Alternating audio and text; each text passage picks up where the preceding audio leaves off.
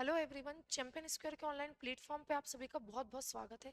आज हम लोग बात करेंगे हमारे पेपर नंबर थर्ड से रिलेटेड, जो पार्ट बी है, जिसमें कोई भी, चाहे कोई नया स्टूडेंट हो जो पहली बार एमपीएससी की तैयारी कर रहा हो, तो उसको बताया जाता है साइंस है।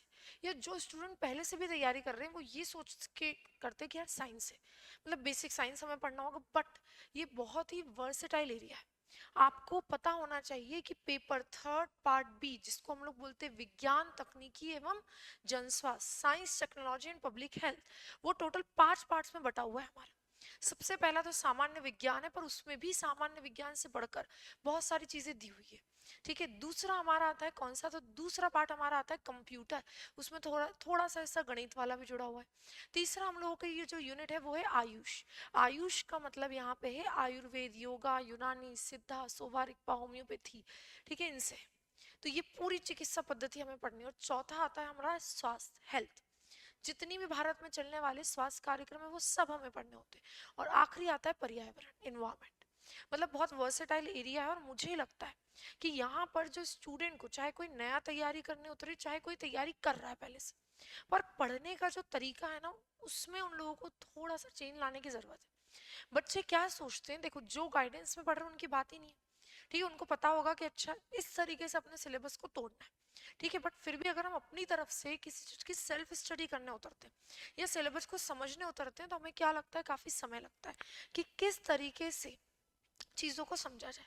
तो देखिए, जब भी आप कोई भी सब्जेक्ट, मैं अपने सब्जेक्ट की बात नहीं कर रही हूँ, कोई भी सब्जेक्ट, काफी सारे स्टूडेंट के डाउट थे, इसीलिए मैं क्लास लेकर भी आई हूँ कि मैडम एक्चुअल में हम पढ़ें कैसे।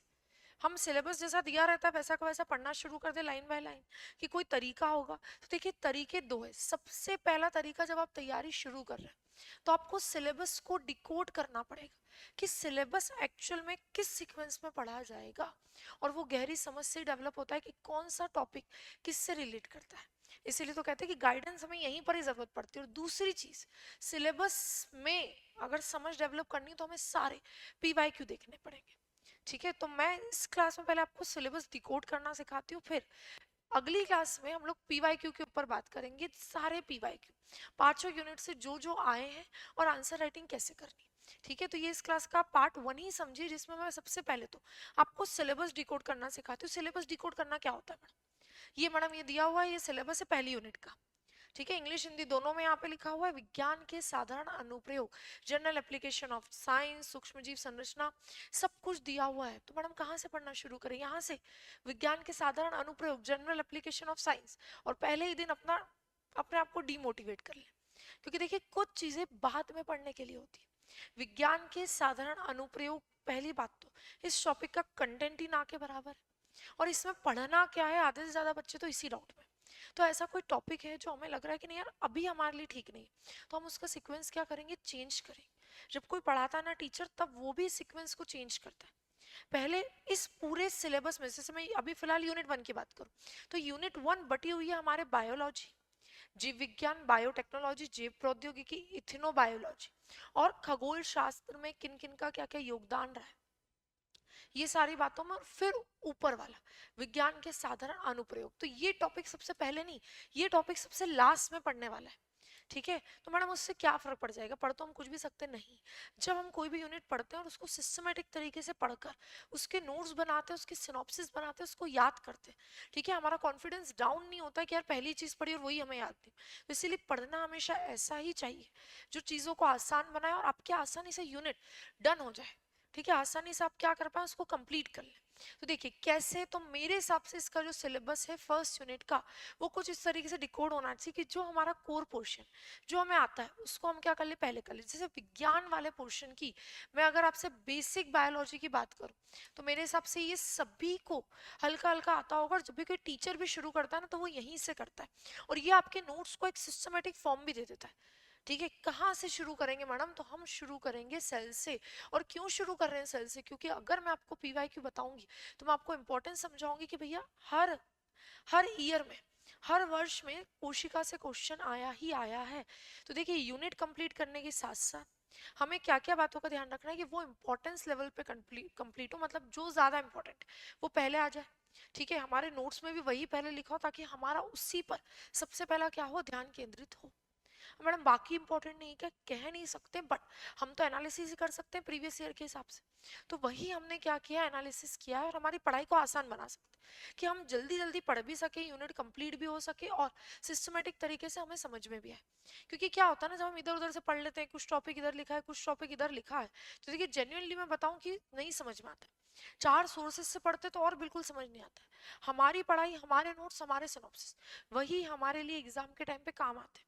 क्योंकि चार बुक उठाकर तो कोई रिवीजन नहीं कर पाएगा, तो जब रिवीजन में भी उठाएंगे ना तो पहला ये हमारे आंखों के सामने आना चाहिए, ताकि इंपॉर्टेंस क्राइटेरिया भी सेट हो जाए और हमें आसानी से समझ में भी आ जाए। तो देखो, सेल पढ़ लो, फिर न्यूट्रिशन पढ़ लो, बिल्कुल भी दिक्कत नहीं होगी। इन दो टॉपिक में आपका कॉन्फिडेंस भी बूस्ट होगा और दोनों बहुत ही इंपॉर्टेंट टॉपिक है, इनसे क्वेश्चन आते ही। फिर पूरा ह्यूमन बॉडी पढ़ लो, ठीक है, मानव शरीर की संरचना मैंने आप लोगों को प्रीलिम्स में भी 8 घंटे की क्लास में पूरा कंप्लीट करवाया है। मेंस में उन्हीं चीजों को हम लोग डिटेल कर लो, ठीक है। तो सेल, सेल डिवीजन, पूरा सेल के बारे में हर चीज पढ़नी पड़ेगी वहां पे पहले चैप्टर में। फिर न्यूट्रिशन के बारे में हर चीज, कुपोषण क्या होता है, संतुलित आहार क्या होता है, सब कुछ पढ़ने के बाद ये दो बड़े बड़े टॉपिक आपके कंप्लीट हुए। देखेंगे आप सिलेबस में लिखे हुए हैं अलग से, ये पूरा कोशिका के बारे में लिखा हुआ है, cell structure, type, division and function, पूरा एक टॉपिक इंडिविजुअल दिया हुआ। उसके बाद पोषण का भी, संतुलित आहार, विटामिन, सबका भी एक पूरा टॉपिक इंडिविजुअल दिया हुआ है, ठीक है। उसके बाद ह्यूमन बॉडी, तो हम ह्यूमन बॉडी पे मूव ऑन कर जाएंगे, मानव शरीर की पूरी संरचना, जिसमें हमें सारे तंत्र पढ़ने, मतलब पाचन तंत्र, कंकाल तंत्र, ये सब कुछ पढ़ने। ये कंप्लीट हुआ, ये बेसिक बायोलॉजी थी, हमें आती भी थी, थोड़ा हमारा कॉन्फिडेंस बूस्ट होगा और एक मैक्सिमम पार्ट जो इंपॉर्टेंट एरिया है वो कंप्लीट भी हो जाएगा। और एक खास बात और है ना, कि ये हमारे प्री की यूनिट 7 में भी तो है। तो जब हम मेंस की तैयारी करते हैं उसके साथ साथ ही हम उन टॉपिक को भी हाईलाइट कर लें कि हाँ भाई, ये वाला टॉपिक प्री में आएगा, न्यूट्रिशन प्री में आएगा, मानव शरीर की संरचना हमारे लिए प्री के लिए इंपॉर्टेंट है। तो इस तरीके से हमने बोला कि चलो ये 3 टॉपिक हमारे कंप्लीट हो गए। फिर हम आएंगे क्लासिफिकेशन। जब हमने पूरा पढ़ लिया ना तब क्लासिफिकेशन पढ़ना, क्योंकि क्लासिफिकेशन थोड़ा सा कॉम्प्लिकेट हो जाता है, उसमें याद करना पड़ता है कि अच्छा ये प्लांट किंगडम है, ये एनिमल किंगडम है, इसमें ये सारी बातें। तो वो क्लासिफिकेशन आप इस पूरे बेसिक बायोलॉजी को पढ़ने के बाद इसको आप स्टार्ट करेंगे। फिर सूक्ष्म जीव, माइक्रो ऑर्गेनिज्म, वायरस, बैक्टीरिया, चूंकि आपने क्लासिफिकेशन पढ़ा है तो आपने मैक्सिमम चीजें उसके अंदर ही पढ़ ली, तो सूक्ष्म जीव आपको दोबारा से अलग से नहीं पढ़ना पड़ेगा और आप आसानी से उसको क्या कर लेंगे, कवर कर लेंगे। फिर ऑर्गेनिक फार्मिंग, जैविक कृषि, ये अपने आप में एक इंडिविजुअल टॉपिक है, पर इसमें सहायता किसकी लगती है, सूक्ष्म जीवों की, ठीक है, सूक्ष्म जीवों की भी इनमें हेल्प लगती है, ठीक है। तो कुछ कॉन्सेप्ट वहां से जोड़कर और हम इसको यहाँ तक इस टॉपिक को क्या कर सकते हैं, कंप्लीट कर सकते हैं। फिर अगला पार्ट जब आपका यूनिट 1 का स्टार्ट होगा तो उसको शुरू करना है हमें बायोटेक्नोलॉजी से, जैव प्रौद्योगिकी से शुरू करना है कि कौन कौन सी पशुपालन की क्या क्या मेथड्स यूज की गई है, कृषि में क्या क्या बायोटेक्नोलॉजी मेथड्स का यूज किया गया है, मेडिकल लाइन में क्या क्या यूज किया गया है, ये सारी बातें। इथेनोबायोलॉजी, इससे ऑलरेडी एक 11 मार्कर, जो कि पहले 11 मार्कर आता था और अब 10 मार्कर आ चुका है। अपने आप में ये इंडिविजुअल टॉपिक है, आप देख रहे होंगे एप्लीकेशन ऑफ इथेनोबायोलॉजी, इथेनोबायोलॉजी के अनुप्रयोग। तो फिर हम इस टॉपिक को पढ़ेंगे यहाँ पे बिल्कुल अलग से। मैडम आपने इसको नीचे क्यों रखा, आप तो बोल रहे इंपॉर्टेंट टॉपिक ऊपर रख दो। नहीं, मैंने कहा एक सेक्शन को एक साथ रख दो, तो बायोलॉजी वाला पूरा सेक्शन हमने एक साथ रखा। फिर हम मूव ऑन कर गए बायोटेक्नोलॉजी और इथेनोबायोलॉजी। फिर मैडम ये नीचे वाले सेक्शन क्या है, तो ये रैंडम टॉपिक है, इनका किसी से कोई लेना देना नहीं, कि खगोल शास्त्र में विभिन्न लोगों का क्या क्या योगदान रहा है, कंट्रीब्यूशन क्या क्या रहा है, आपको बताना आर्यभट्ट का क्या रहा है, वरामिहिर का क्या रहा है, ब्रह्मगुप्त का क्या रहा है। तो ये प्राचीन काल की कुछ बातें अलग ही से टॉपिक, किसी के साथ लिंक नहीं कर रहा है। तो इसके एक सेपरेट नोट्स बनाए हमने, बहुत गहराई में भी नहीं, पर हाँ इतने जितने से हमारे 2, 7 और 10 की आंसर राइटिंग हो जाए, क्योंकि प्रीलिम्स में तो ये आ नहीं रहा है, तो उसको हम उसी तरह से क्या कर लेंगे, डील कर लेंगे, है ना। वेदशाला, ऑब्जर्वेटरी, बौद्धिक संपदा अधिकार और विज्ञान के सामान्य अनुप्रयोग, ये टॉपिक हमने सबसे लास्ट में लिया। तो इस तरीके से हम अपने पूरे सिलेबस को सीक्वेंस में सिस्टमेटिक पढ़ सकते हैं, क्योंकि देखिए मुझे ऐसा लगता है ना, जब तक चीजें सिस्टमेटिक ना हो, सीक्वेंस में ना हो, तो हो सकता है कि इनिशियल पढ़ने में हमें अच्छी लगे, पर बाद में रिवीजन में वो हमें क्या देती है, दिक्कत देती है। और बच्चों के साथ जो मुझे लगता है ना, सबसे ज्यादा स्टूडेंट के साथ जो दिक्कत है वो यही है कि भैया पहली बात तो आपने सिलेबस कोई डिकोड नहीं किया, कब मुझे क्या पढ़ना है उसका प्रॉपर सीक्वेंस नहीं बनाया, और उस पर्टिकुलर टॉपिक से आपने पीवाईक्यू पे गौर नहीं किया, और ये नहीं जाना कि इसमें प्रीलिम्स में भी कुछ आएगा क्या। अगर ये पता चल जाता कि अच्छा ये चीज प्रीलिम्स में आने वाली है, तो हम उसको प्रीलिम्स के हिसाब से भी देखते, उस नजरिए से भी एक बार देखते, ठीक है, तो एक साथ दोनों चीजें तैयारी जब शुरू करते हैं ना, एक साथ दोनों चीजें की जा सकती, prelims mains with proper answer writing. बस चीजें कैसी होनी चाहिए, सिस्टमेटिक। मैडम बाकी यूनिट में भी ऐसे ही क्या? बिल्कुल है, सेकेंड यूनिट आपकी पूरी कंप्यूटर वाली है, तो ये यूजुअली कैसी दी हुई है आपको, ज्यादातर चीजें इसमें सीक्वेंस में ही दी हुई है, ठीक है। फिर भी इसका भी अगर कुछ ऐसा सीक्वेंस है तो वो भी आपको डिकोड करवाया जाएगा। फिर आपकी आयुष वाली यूनिट आती है, थर्ड यूनिट जो मैंने आपको बताया था। अब इसमें आपको क्या करना, इसमें स्टूडेंट क्या करते हैं, पहले तो आयुर्वेद, योग, प्राकृतिक चिकित्सा, यूनानी, इनके सबके क्या बोल रहे हैं, मूल सिद्धांत बताओ। अलग से मूल सिद्धांत नहीं बताने हैं, हमें तो 5 टॉपिक पे ध्यान देना है, हमें आयुष पे ध्यान देना है। मतलब हमारा पहला टॉपिक होगा आयुर्वेद। आयुर्वेद से क्या क्या पूछा गया है सब एक साथ पढ़ के खत्म कर दो कि आयुर्वेद से क्या क्या पूछा गया है। तो आयुर्वेद, आयुष में ए, आयुर्वेद में त्रिदोष क्या होते हैं, तो त्रिदोष पूरे पढ़ लो, पंच महाभूत पूरी पढ़ लो, दिनचर्या पढ़ लो, ऋतुचर्या पढ़ लो, और पंचकर्म। ये सारी चीजें किसमें, आयुर्वेद में पढ़कर क्या कर दो, खत्म कर दो। और जैविक घड़ी भी इसी का क्या होगा, हिस्सा होगा। तो आयुर्वेद एक जब टॉपिक स्टार्ट किया ना, तो आयुष को अलग से पूरा डिटेल करने की जरूरत नहीं है, पांचों को इंडिविजुअल डिटेल करने की जरूरत है। तो उनके सिद्धांत भी उन्हीं से निकल कर आ जाएंगे। पांचों को सबसे पहले क्या डिटेल करना है हमें, तो हमें सबसे एक बेसिक नोट्स बनाने कि भैया क्या होता है ना, बेसिक। फिर इनकी डिटेल भी उनके साथ ही हमें लिखते चलने की, आयुष की पूरी, आयुर्वेद की पूरी डिटेल एक साथ मिल जाए। फिर अगला आ रहा है योगा। मैडम योगा से रिलेटेड यहाँ पे क्या क्या पूछा गया, तो योगा से रिलेटेड पूछा गया, योग से पंचकोश सिद्धांत, अष्टांग योग, षटकर्म, मुद्रा की प्रारंभिक जानकारी, तो इनको एक साथ पढ़ लो।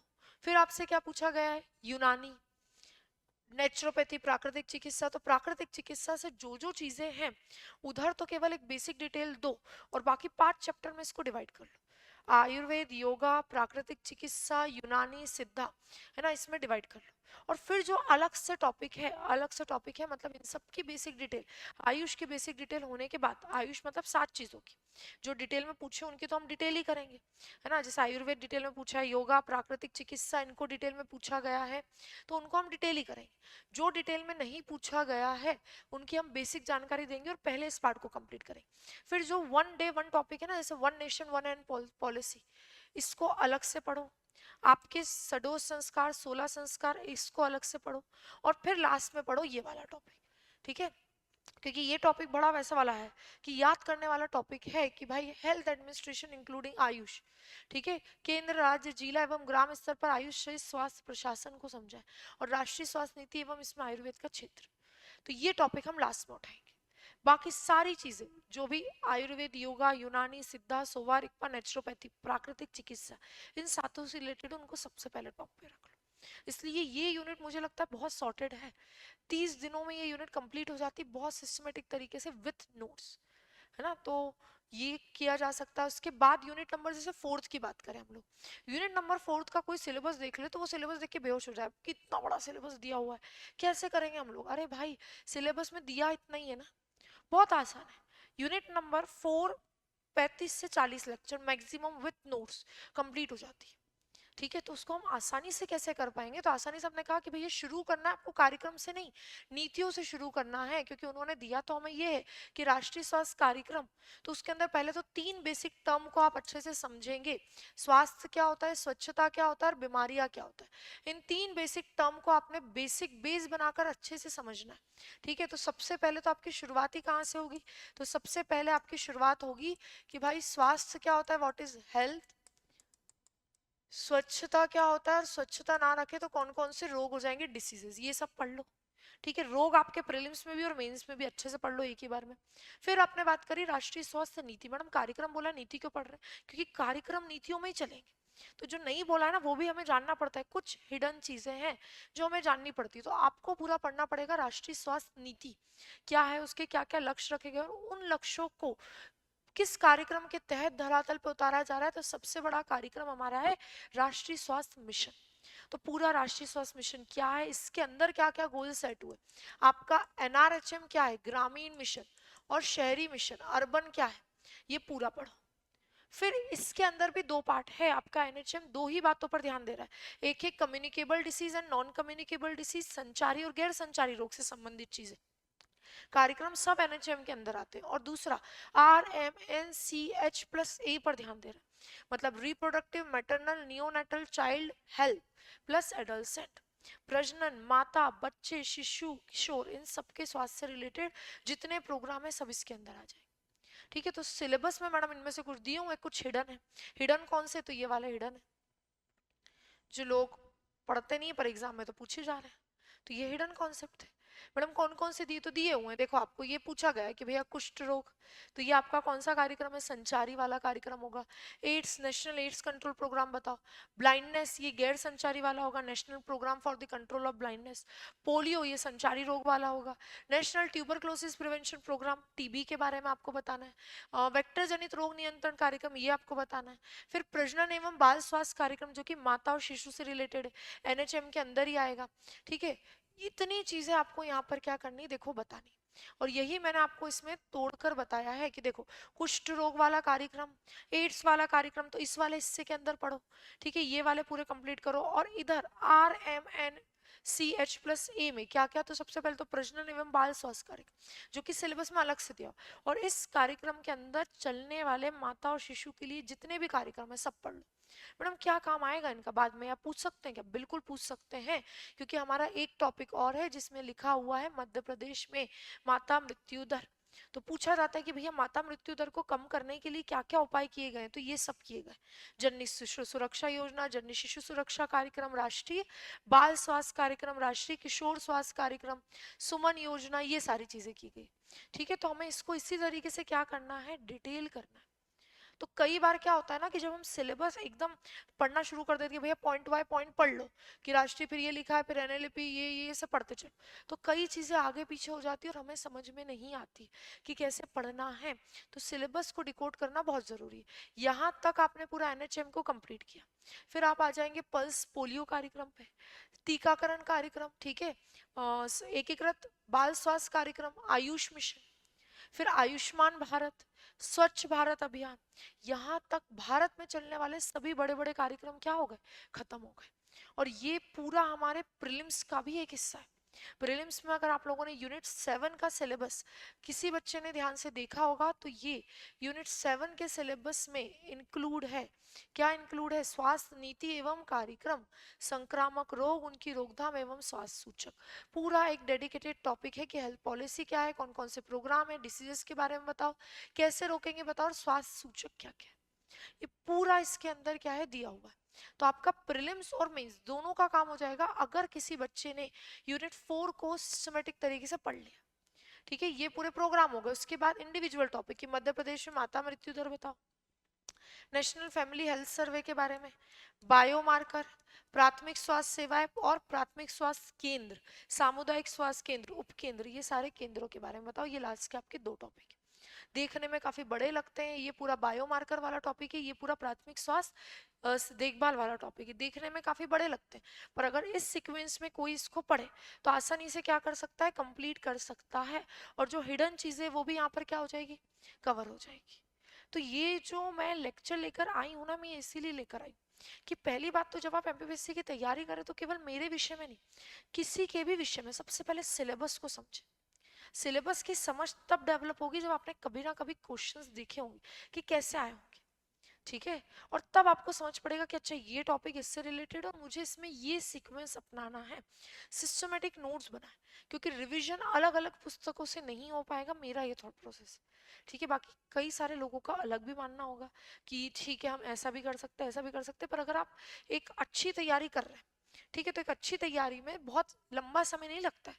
इन पूरी क्लासेस को हमने अपने क्लासरूम प्रोग्राम में 30 40 डेज में क्या किया, कंप्लीट किया एक एक यूनिट को। मतलब ज्यादा से ज्यादा मैं कहूँ बहुत अच्छे से मैं लिखवा के पढ़ाऊंगी तब भी 150 दिन में पूरा पार्ट भी कंप्लीट हो जाएगा। और साइंस हर व्यक्ति का डर बना हुआ है कि कैसे करें। अब मैडम दूसरी बात ये है कि मैडम इसके पीवाईक्यू कैसे मिलेंगे, तो उसकी टेंशन आपको नहीं लेनी है। नेक्स्ट क्लास में मैं आऊंगी और इन पांचों यूनिट के पीवाईक्यू और आंसर राइटिंग पे हम लोग बात करेंगे, तो आपको अलग से मेहनत करने की जरूरत नहीं पड़ेगी, डिस्क्रिप्शन में सारे पीवाईक्यू भी आपको मिल जाएंगे। ठीक है, तो इस तरह की क्लासेस मैं लेकर आऊंगी ताकि बच्चे समझ पाए क्या पढ़ना है, कैसे पढ़ना है। और फिर एक बात हम लोग एक और क्लास लेंगे जिसमें कहाँ से पढ़ना है, इन यूनिट के रिसोर्सेस क्या क्या होंगे। ठीक है, और बाकी अगर मैं लाइव क्लासेस की बात करूँ तो वो भी आपको बहुत जल्द इधर मिलने वाली, उसके बारे में बात करती हूँ। मैं थोड़ा सा यूनिट 5 और बता दूँ।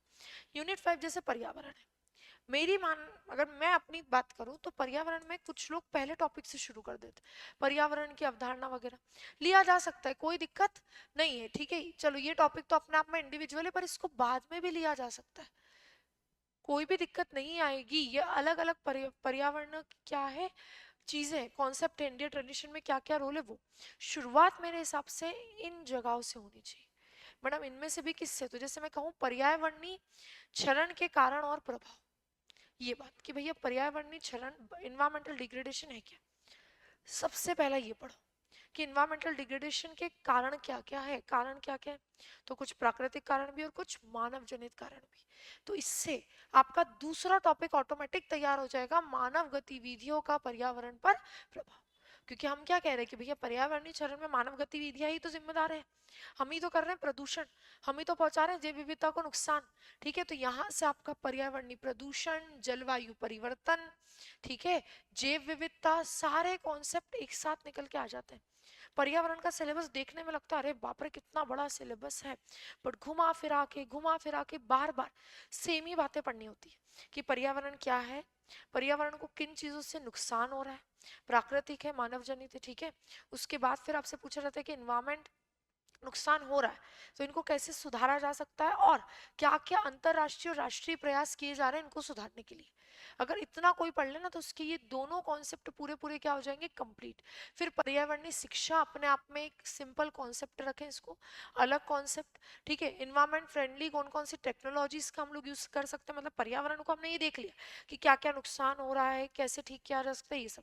उसके बाद इन चीजों को क्या कर लें, जोड़ लें, ठीक है। तो हर पार्ट का अपना एक सीक्वेंस होगा। अगर आप लोग और इसको डिटेल में जानना चाहते हैं कि मैडम इंडिविजुअल इस यूनिट के बारे में बता दें, तो आप लोग जरूर कमेंट कीजिएगा। और इसी के साथ साथ एक बहुत अच्छी मैं आपको इन्फॉर्मेशन दे दूं कि वो बच्चे जो ऑनलाइन चैंपियन स्क्वायर से काफी दिनों से जुड़े हुए हैं, जो प्रीलिम्स में भी हम लोगों से जुड़े थे और चाह रहे हैं कि भैया मेंस की क्लासेस भी यूट्यूब पर दी जाए, तो बिल्कुल आपका इंतजार हो चुका है खत्म। मेंस की कुछ क्लासेस आप लोगों को यूट्यूब पे मिलने वाली है।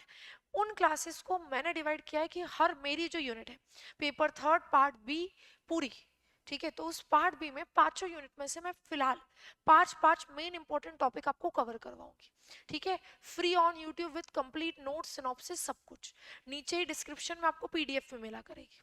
उस तरह से आप कंप्लीट कीजिए। अगर आपको लगता है कि नहीं मैडम ये सीरीज कंटिन्यू होनी चाहिए, तो वो सीरीज लाइव चलेगी।